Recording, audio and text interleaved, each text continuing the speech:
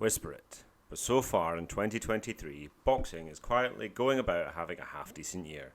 Scandals aside, we have had some great fights so far, and we can look forward to some of the best finally fighting the best.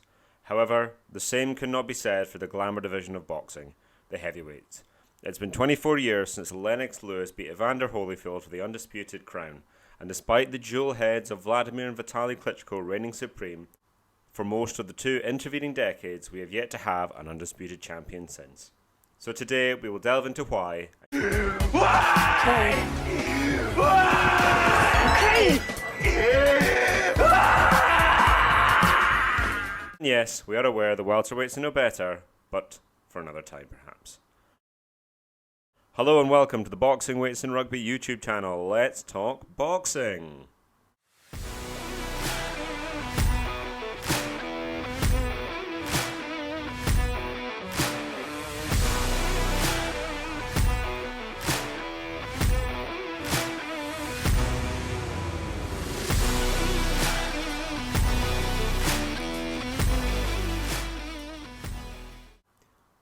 Humanity has long been fascinated by precious metals. As such, we like to designate time with such distinctions, and boxing is no different. In the 1970s and early 80s, we had the golden era of heavyweight boxing. From the greats of Ali, Foreman and Frazier, we also had fabulous contenders such as Ken Norton and Ernie Shavers, amongst countless others. Fast forward to the 1990s and we enter the silver era, filled with Lennox Lewis, Evander Holyfield, George Foreman Mark II, and some guy named Mike Tyson. Now we enter the 2020s, and we have, on paper at least, another era filled with talent. Yet, despite all of them being around for the better part of half a decade or more, at the very top, we have yet to see one man emerge as the de facto numero uno. Yes, we can all have opinions, but until we get the holy grail of an undisputed fight, that remains merely conjecture. So today we will run through the lineage of the post-Klitschko era and look at what's next for the top 10 big men in boxing today. So let's start with the man who brought the curtain down on Big Vlad's era, Tyson Fury. The Gypsy King's story remains a fascinating one. After dethroning the Kings, sadly a negative cycle started for Fury, and without going into the gory details, a failed drug test and 2 years later, we never thought we would see the return of the Gypsy King. During this time, two major contenders had announced themselves. First up was WBC champion and KO artist Deontay Wilder. Wilder had amassed a long run of truly spectacular KOs, but had garnered some criticism regarding the quality of his opposition. Next up was British golden boy Anthony Joshua. After winning gold at his home Olympics, Joshua had beaten Charles Martin for his first title before unifying at Wembley Stadium against former kingpin Vladimir Klitschko in an all-time classic, as well as the follow-up unification against New Zealand's Joseph Parker in Cardiff in a decidedly less entertaining affair. After all this, all roads pointed to AJ versus Wilder. Two undefeated KO artists, two deeply engaging characters, fighting for the undisputed heavyweight title. Surely, boxing couldn't fumble this. Well, in this time, Fury had started to rise again. Reinvigorated, Fury began his comeback on a Carl Frampton undercard in Belfast, and shockingly, 2 fights later was lined up for a crack at Wilder after negotiations with AJ had gone south. In another classic fight, Fury boxed brilliantly and memorably went full Undertaker before controversially Wilder escaped with a draw. Joshua, on the other hand, had his own share of problems. In the same space of time as he worked his way through top contenders, things went drastically off the rails in June 2019 when he was beaten by Andy Ruiz in the most shocking result since Buster Douglas beat Kid Dynamite. What followed was an ensuing avalanche of rematches. Joshua schooled a supersized Ruiz in the Saudi deserts before Fury flattened Wilder in the rematch, and suddenly we had a glimmer of hope again. Two British heavyweight champions fighting at Wembley for the first undisputed champion since our very own Lennox Lewis. Boxing couldn't possibly drop the ball twice, surely? On-field decision. On-field decision. Despite everybody saying it was on, the courts ruled that Wilder had a contractual right to a rematch and the fight was dead. Enter one Ukrainian genius, Alexander Usyk. Usyk had just won the undisputed title at cruiserweight, the weight class below, beating every champion in their own backyard. Already a modern great, Usyk was a spanner in the works for those very best laid plans. With both men winning gold in London, it was a very good consolation prize. And so Usyk came to London and, like Alexander himself, conquered AJ and won 3 of the 4 titles. Shortly after, Fury beat Wilder in the rubber match nobody wanted but everybody loved, and now we wondered, would we get Fury versus Usyk? Well, remember what I said about rematches? Once again, we had to wait for another rematch, this time a ridiculously long layoff lasting 1 year for Usyk to once again get to defend his belts against a greatly improved Joshua and cement his case as the heir apparent. Fury, on the other hand, beat his mandatory challenger at Wembley Stadium before retiring a sum total of 27 times before unretiring and beating Derek Chisora in another rematch that nobody asked for last September. And so surely, third time would be the charm. The place was set. Saudi Arabia. But then it wasn't. Then it was Wembley, and we had a date, April 29th. Still nothing. Constant back and forth on social media is never a good sign when negotiating a big fight. And sure enough, the moment passed and the third strike fell. So why are we 8 years post-Klitschko and still no undisputed fight at the time of writing? Politics is an easy answer, each side of what feels like a 4-way junction stubbornly blocking the way forward if they feel they don't get to go first. Activity is another, as fighters these days fight so infrequently that with all the rematches, despite there being 4 heavyweight titles, only Dillian Whyte has been a new challenger since 2020.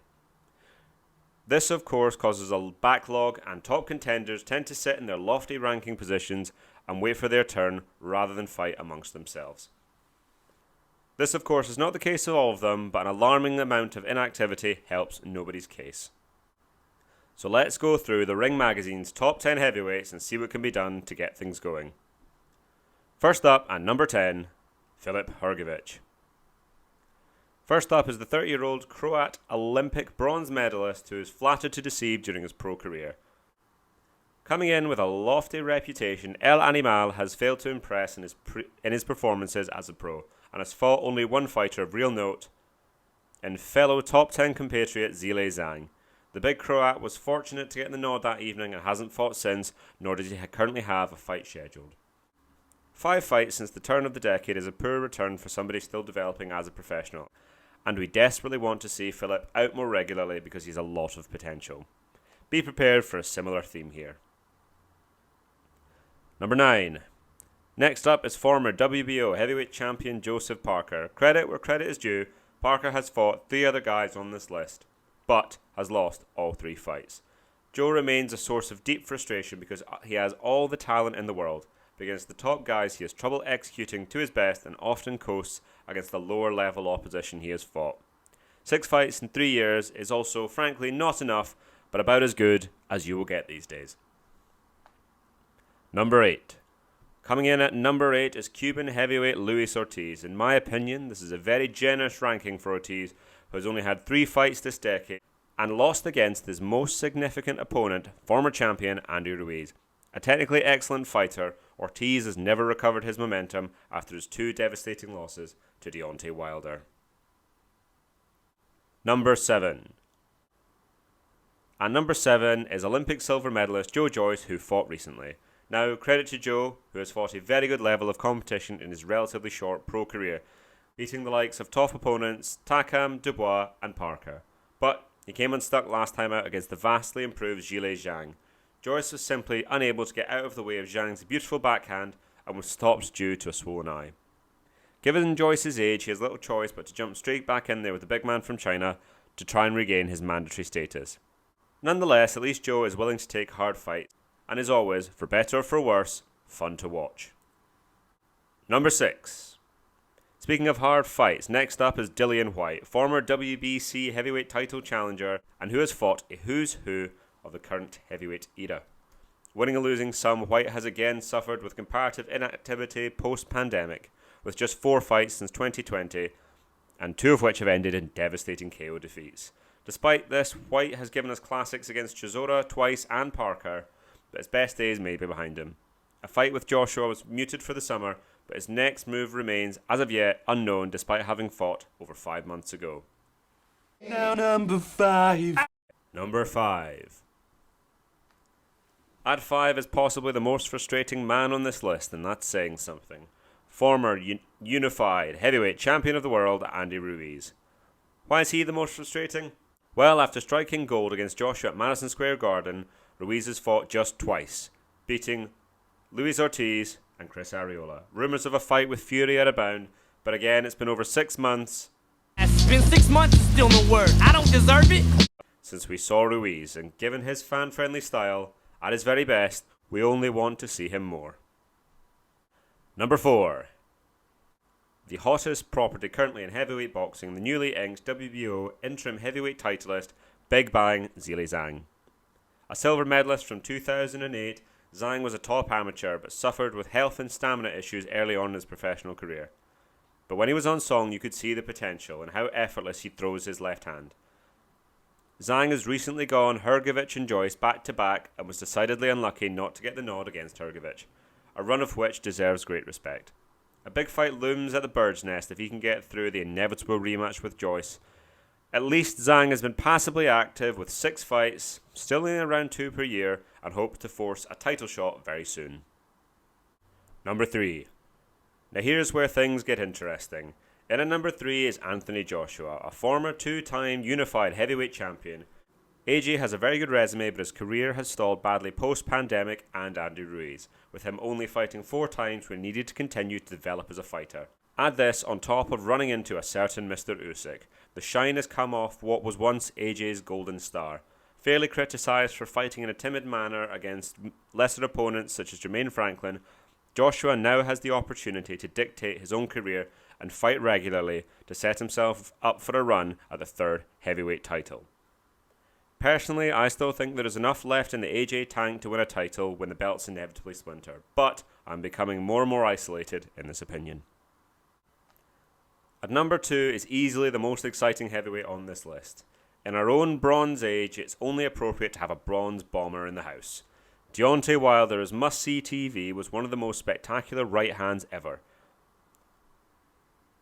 Initially criticised for lacking the fundamentals, under his new trainer Malik Scott, Wilder appears to have shown some great improvements in his overall game. However, for a man with 10-plus heavyweight title defences, his quality of oppositions, sans Tyson Fury, is simply not good enough. And he only has 1 win in the past 3 years. Wilder has an untold number of options he could fight, and yet due to politics, we may not even see any of them happen. I wouldn't be shocked if we saw a 4th fight with Fury before we see a Wilder fight with AJ or Usyk. I do hope I'm wrong. Either way, boxing is a far better place for having an active Wilder in it, and whoever he fights, I just hope he fights soon. Number 1/champion. This one is a perfect case in point. Who really is the number 1? Currently, we have unified heavyweight champion Alexander Usyk, but he was only elevated to the champion status during one of Fury's many short-lived retirements. Usyk is a wonderful fighter, an example to all in boxing. He has fought everyone put in front of him, and has fought all over the world in his opponent's backyards. His inactivity is more forgivable as well, given the horrible things that are going on in his life with the war back home. Having convincingly beaten AJ in back-to-back fights, there is only one man left to conquer. The enigma that is Tyson Fury.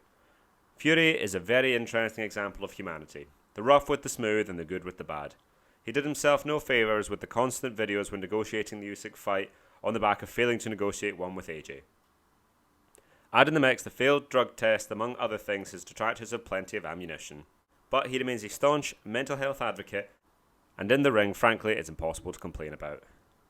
Taking in his back-to-back wins over Wilder, his KO of White was spectacular, and whilst this fight with Chisora was a brazen cash grab, something he as much said himself, Fury danced rings around the befuddled challenger. His inactivity again has stalled the heavyweight division, and frankly neither man should go anywhere else but be looking straight at each other. So how do we fix all of this? Have you spotted a theme? In a word, fight. Inactivity and inflated purses means the top guys in the sport can easily make a living fighting solid contenders, and fanatical fans will foot the bill despite being served a product that frankly we don't particularly want. Activity would mean the need for a greater variety of opponents, and we wouldn't have the bottleneck of fighters sat around patiently waiting their turn. It would also lessen the fear that one loss would set you back 2 to 3 years in the rotation. And please, for the love of God, Can we be done with mandatory rematch clauses? However, rumours are abound of a miracle night in the December Dunes to save boxing's soul. We shall have to wait and see what materialises. One final thing of note is that every athlete on this list is 30 plus, so we need to strike while the iron is hot and get the fights made. But let's end on a positive and celebrate the quality we do have and some of the brilliant up-and-coming talents. Big Baby Anderson, Dynamite Daniel Dubois, and Uzbek Olympic gold medalist Jalolov are all set to burst onto the world stage in the next few years. And somebody I'm very excited about is 18-year-old British sensation Moses Itama. Plenty to keep your eye on.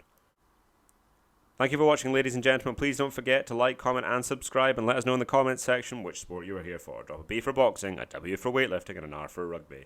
Thank you, and have a great evening.